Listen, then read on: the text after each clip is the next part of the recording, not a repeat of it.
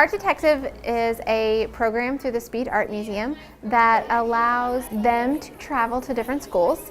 It is given to us through an art fund grant 5x5, and they come around to all the different schools and bring old artifacts from different countries. We have been looking at artifacts, trying to tell what they are and feeling them and telling textures and kind of seeing if we're right or wrong, making predictions on what they are. When they typically would go to the Speed Art Museum, they don't get to touch and pick up things and look at things. Here, when we bring it into the classroom, they actually get to pick things up.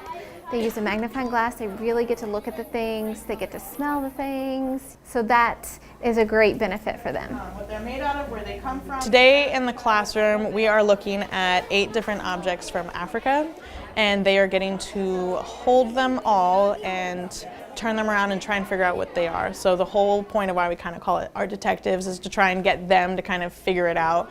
So we give them information, we have clues for them, we're there to help them, but we really want them to try and use as much brain power as possible to solve it themselves. Figure out what it's made out of, kind of figure out what it might be used for.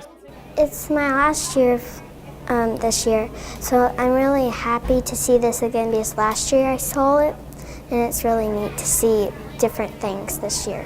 It's a really good opportunity for kids who might not be able to go to the museum to see stuff as well, and it's also a really cool opportunity for them to actually get to hold stuff because it's hands-on and you don't get to touch stuff at museums, so it's a little bit more exciting for them as well, and I think it's a great way to engage them in art that otherwise they might just walk right past. I want them to like looking at other cultures and learning about different ways of making art. I want them to think about how museums can be more than just like stare at a painting, right? It can be more engaging than that. I want them to come back to the museum, so I just want them to have a good time and learn about art.